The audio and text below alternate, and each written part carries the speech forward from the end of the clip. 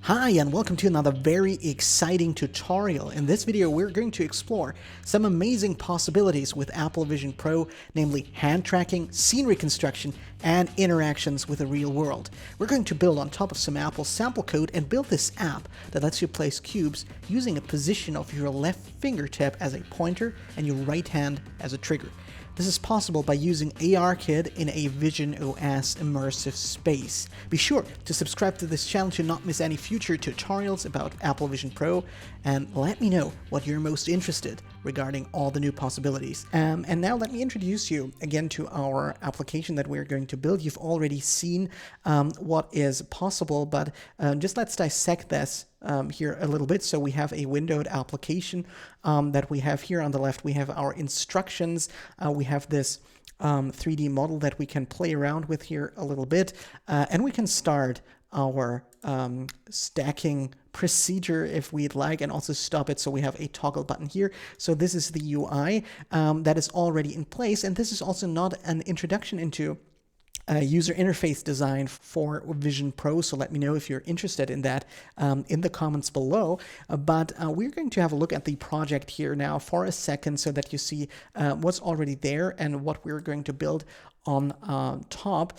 So this is the project, and as you can see, we have a little helper group here. We have the content view, we have the normal entry point for every SwiftUI application, and this is also where we are going to add our immersive view later, since the possibility to make the hand tracking available using ARKit and also scene understanding is something that you only get in an immersive view. So this is where we're going to add that later. Then in content view, we're defining our user interface, which is pretty standard SwiftUI stuff here. We have our toggle that we're going to use later to open our immersive space. Using these two environments, or the open immersive space environment and the dismiss immersive space, so that we can actually pass along the immersive space that we'd like to load.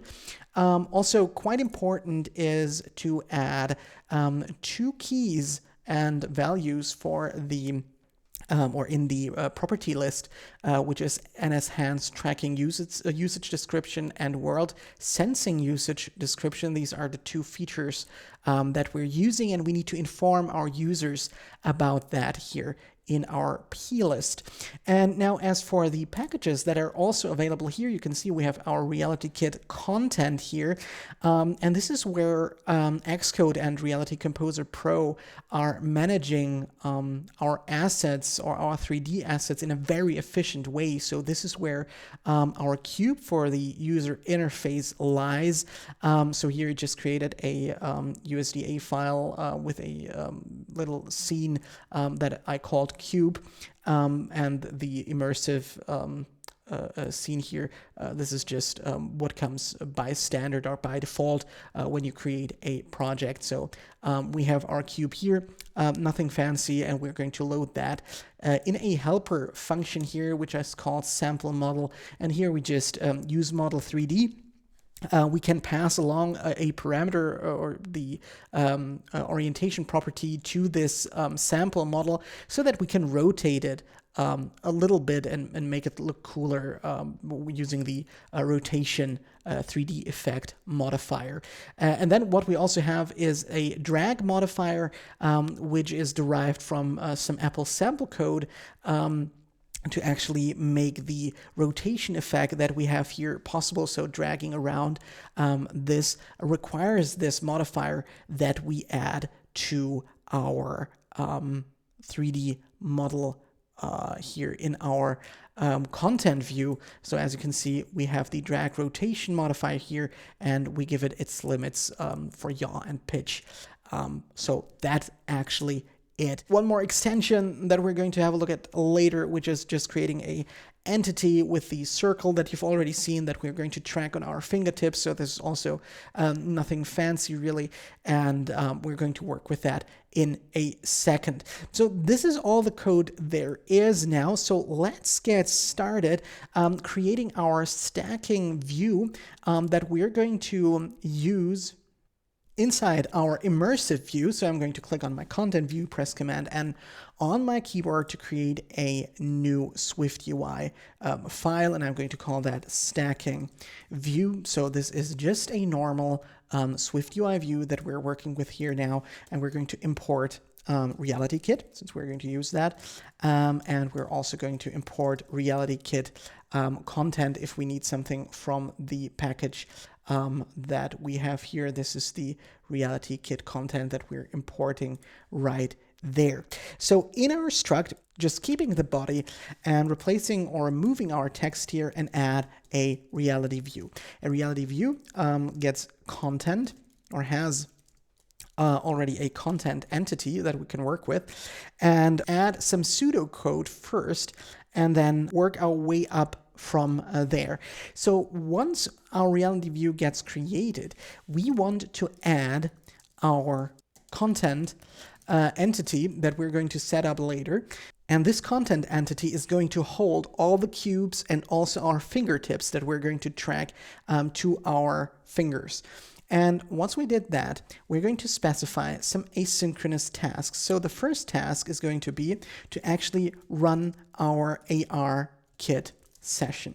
So this session is going to be required to actually track our hands and also track the environment. And add our mesh and so on. Then the second task is going to be to process our hand updates,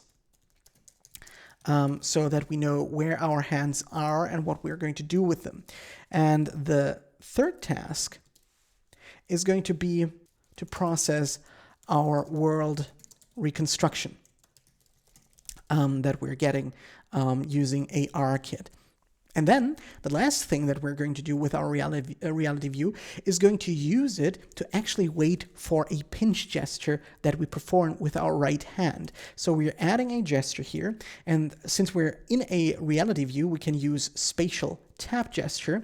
And from this tap gesture, we're using targeted to any entity. So we're not looking for a specific entity, we're looking for everything that we get, and we're waiting for the unended stage of this gesture. And then we can just add a closure here, and here we're receiving some value, and what we can then do is also asynchronously place our cube. So this is some real code, some pseudocode that we're going to work with, and we have to replace this underscore with an in, of course. But this is the pseudocode that we're going to work with, but now we have to talk about how we're going to manage all of that efficiently. And especially when working together with ARKit, it is a good practice to use the MVVM pattern, for example, which stands for Model View View Model. This is a software architectural pattern that separates the user interface, the view, from the business logic and the data, which we're calling model, and using an intermediary, a view model. And the view model handles the logic for the UI, acting as a bridge that kind of decouples the model from the view and making your code more modular, easier to test, and also easier to maintain. And for that, we're going to create a new class, which I'm going to use a Swift file for, and we're going to call that hand tracking view model. And here we're also going to use RealityKit. We're also going to use SwiftUI. We're going to use ARKit, which is going to help us with hand tracking and scene understanding. And again, if we're going to need it, RealityKit content here. Since we're performing things regarding the user interface, we also define this using the main actor singleton. For defining our class, we're going to call it hand tracking view model, making this an observable object. And we're going to see why this is useful in a second. So if we're going back to stacking view, then here we can define a state object, call this model, and then initialize it with our hand tracking view model. And in SwiftUI, a state object is a property wrapper that is used to create and manage now a reference to an observable object that we just created with our class, that is our source of truth for the view. So this observable object typically is a class that conforms now to the observable object protocol, and you can have published properties that, when changed, signal SwiftUI to update the views that depend on this data. And this is what we're going to use in our context of MVVM to actually make our changes visible and to detach our user interface code from the main business logic. So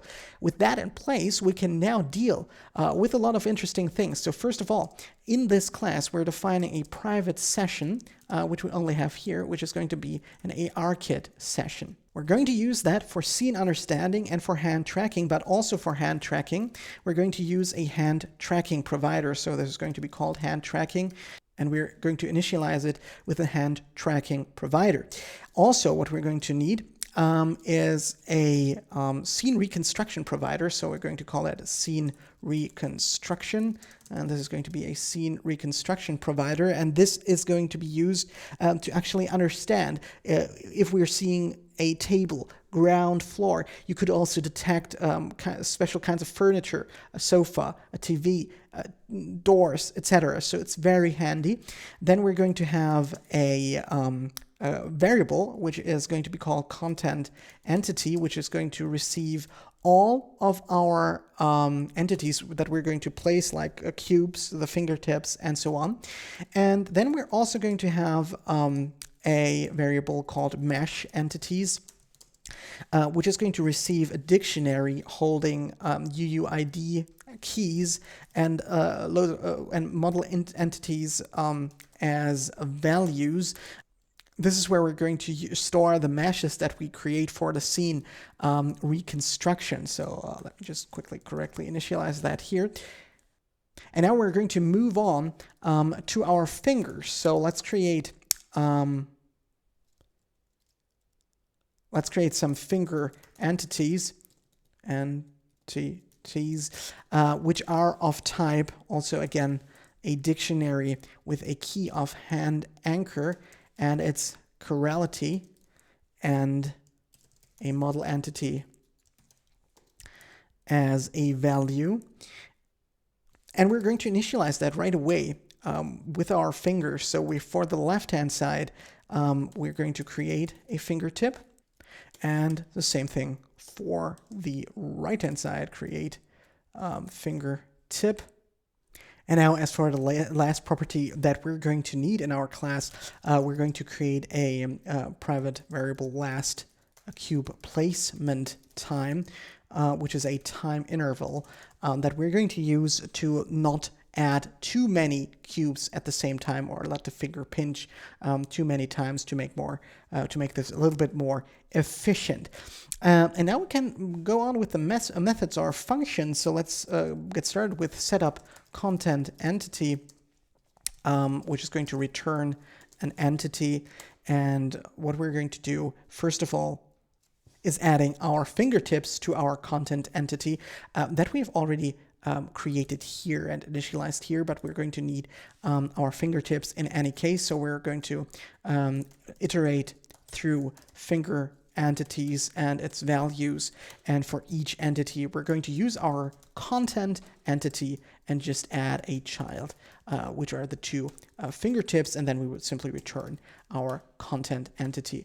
And then we can actually go back to our stacking view, and here we can now add our content entity to our reality view. So we use the content that we get in our closure here. So now we're using our model for the first time, and just call setup content entity from here. Going back, we're now going to deal with our AR session. So we're going to ARKit session. We're going to create a function call at run session, which is going to perform asynchronous code. So we're defining it like that. And in here, we're going to use a do try catch statement, and what we're going to try is we want to await for our session that we created to run, and we're going to provide it with some data providers, which for one instance we want scene reconstruction, so we're passing along scene reconstruction, and we also want hand tracking, so we're also going to pass that along. And if that fails, we're going to use a catch statement to just print failed to start session, and we can use string interpolation here to just print out the exact error if we want to debug this. And now that we have that, we could go back to our stacking view. Since it's working asynchronous, we use await here as well, use model, and run our session. Since it's in a task block, we can use this construct await, and then this happens nicely asynchronously. It seems that we've got one error here that we need to handle, and we forgot some parentheses here, so just adding them to our function. So now that we imagine that we actually are running our session, we perform hand tracking, we perform scene reconstruction. Let's first of all maybe tackle the hand tracking. Therefore, we're going to use process hand updates as a function here, also working asynchronously. And here what we get, and here what we do is we're using our hand tracking provider, and we iterate through its updates. So we're using a for loop here, and we await that we receive updates, and we're getting them from our hand tracking provider and its anchor updates. So for each update that we get, we're going to perform the following code. So first of all, we need to get the hand anchor from our update. So we use update.anchor. This is our hand anchor now. So we're using a guard statement, taking our hand anchor, and we ask if it is tracked. And if it is tracked, everything is fine. If not, we will simply use continue here to skip this iteration of the loop. And wait for the next one, and hopefully we'll get our hand is tracked then.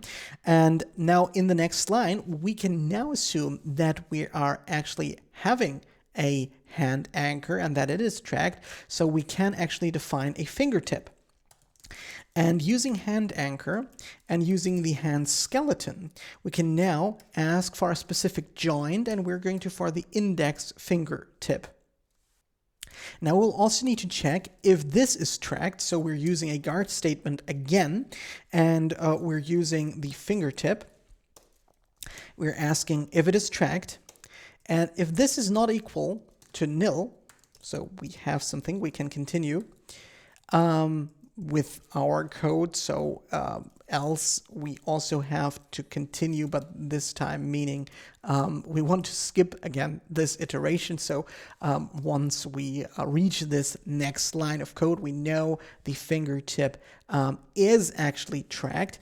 And if we have the fingertip, then we can get the transform from the wrist to the origin of our current scene. So we're going to ask for the origin from wrist by using the hand anchor, and then just call origin from anchor transform, which is the location and orientation of our hand in world space. So having that, we can continue using the wrist, or getting the wrist from index. So we're using the fingertip and then the anchor from joint transform, which is, as you can see, the position and orientation of the joint relative to the base joint of the skeleton. So this is the wrist from index.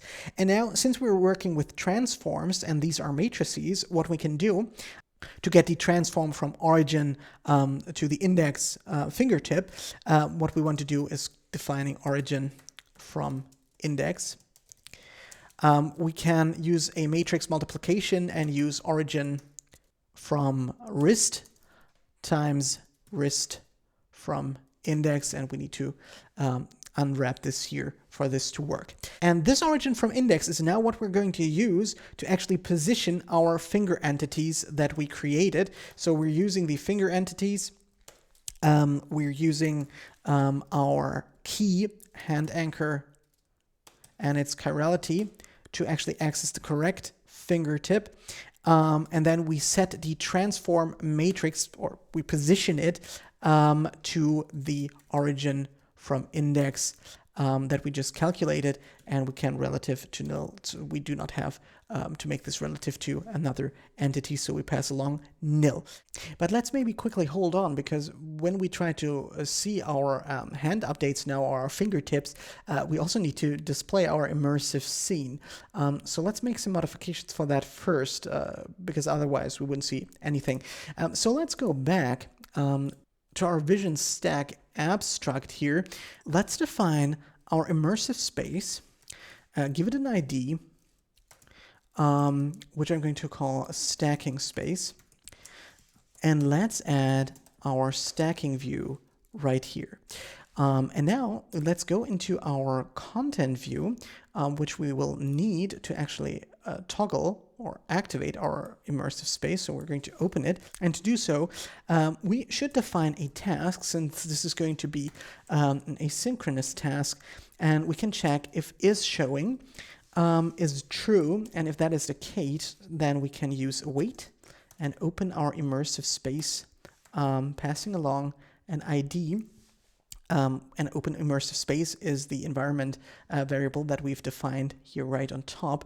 So we pass along our stacking space, and else we will dismiss, also await, dismiss our immersive space, having a nice little toggle function. And if you're wondering where this is coming from, this is the new value of our onChange block here. So we have an old value, which we're going to skip. We're not using that. And then we get a new value.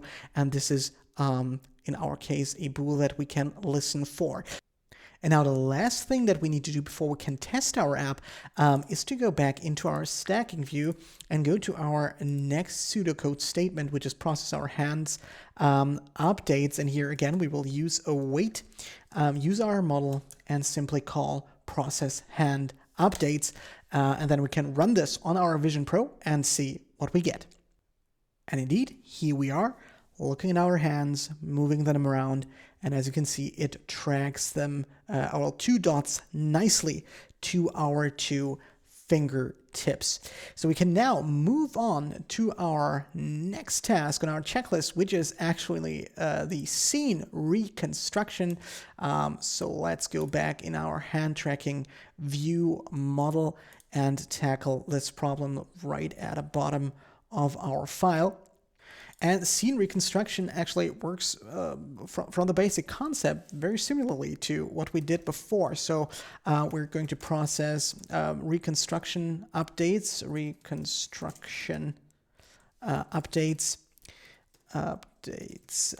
we're going to also make this function asynchronously usable. And again, we're using a for loop, and we await our update, which we get from scene reconstruction and its anchor updates. And now for our scene reconstruction, we're going to get a lot of mesh that we can store.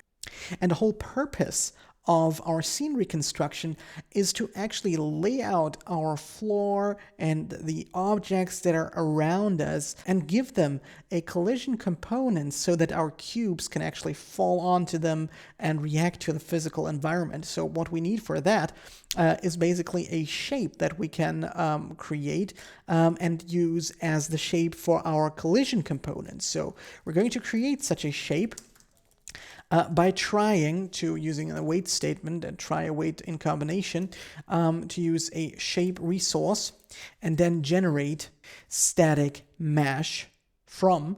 And what we're using here for is our update and our anchor that we get from or in every update. And if this does not work, then we will simply continue and skip this iteration, just as we did before with our hand updates. And now we have, in this scene reconstruction update, we can now switch through different cases of what happens. So we're switching through different events. And the first event that we're going to have a look at is the event added. And in that case, what we need to do is create a first entity, which is going to be a model entity.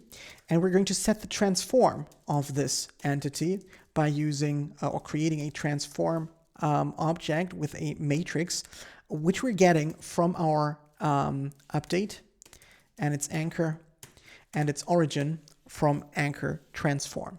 And with that, we have the position of our entity. Then, and that's very important for this to work, is to actually set its collision component by creating a collision component, and we initialize it with some shapes that we created and pass them along as an array. And we're going to use our shape that we just created for that, and we're going to set this to static. So this is the first component that we need. A second component is an actual physics body. Let me just make some space here so that you can see and everything. So we're using our entity, and giving it a physics body by just initializing a physics body component, which makes it possible to add physics. And to make this interactable, what we're also going to do is use our entity components and use the set function to set an input target component. Initialize that right here. And now to update our mesh when performing more scene reconstruction, we're going to use our mesh entities dictionary that we created, and as a key we use our update anchor and get its ID, which is also a UUID, which we have set as a key for mesh entities, and the value is the entity itself. And then we can use our content entity and add our mesh entity or the entity that we just created as a child. And now if going to the other case, if we got an update, so we're using the updated event here, we're going to create a guard-let statement to check if we can get an entity from our mesh entities by accessing, again, our update, its anchor, and its ID.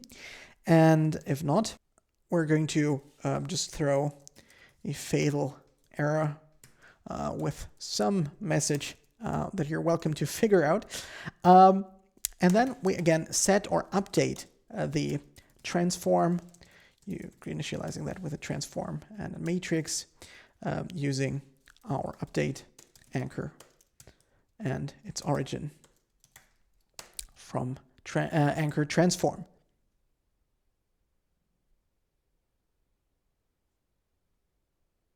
Again, collision should be available.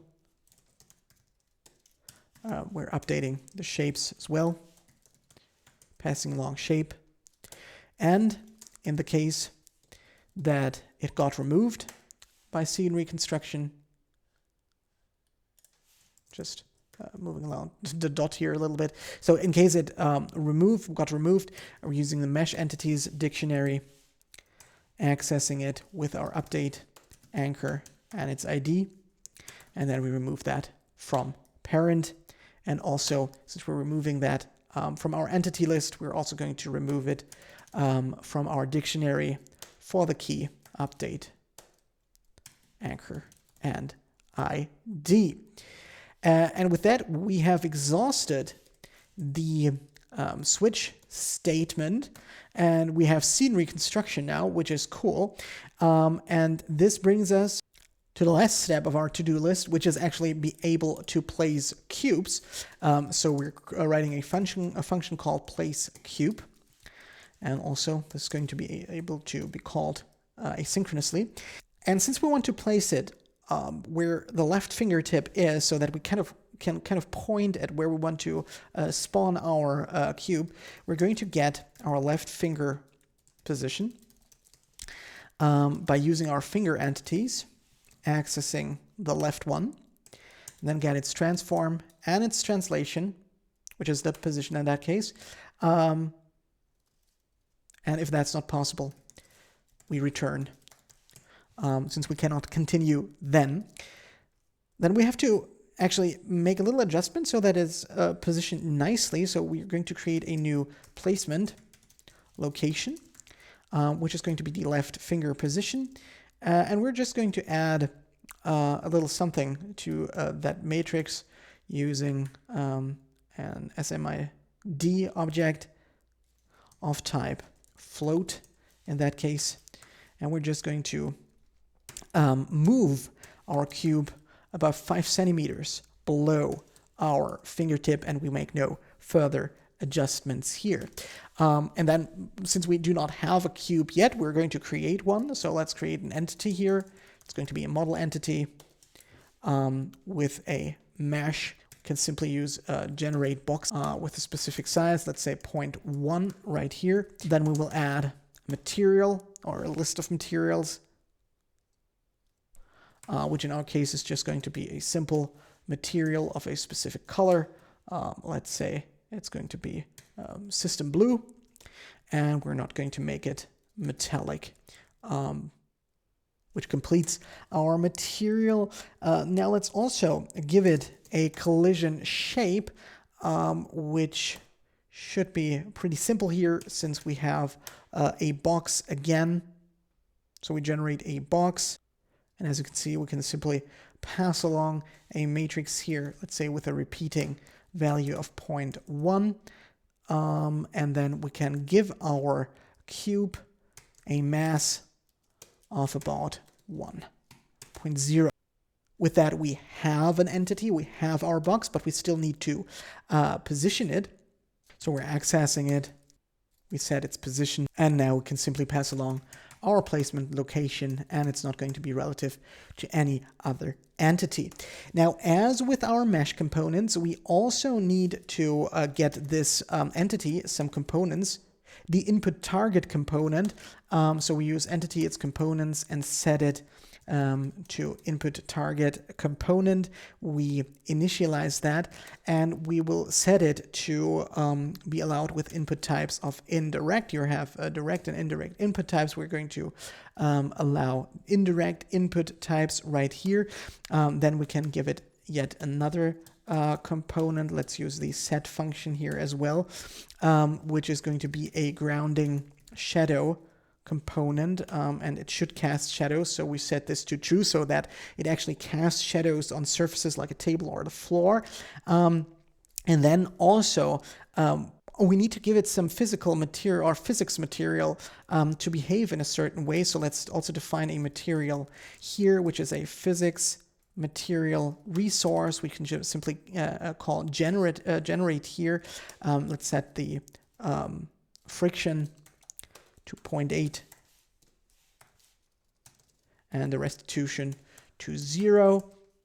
And last but not least, we will also give it its physics body components. So again, using the entity, its components, we set the physics body component with the shape, mass, material, and so on. So for the shapes, we pass along entity, collision, shapes that we already defined. For the mass, 1.0, material, we have our material, and our mode is going to be dynamic, so that forces and collisions can control the movement. And now all that's left to do is use our content entity as a container and add our entity as a child here. We're going back to our stacking view. We have our pseudocode here. So one last task here is to actually process the world reconstruction. So again, await, use the model, and we use process reconstruction updates. And in our gesture recognizer, we again use our model, and we want to place our cube. And now let's run it and see if it works.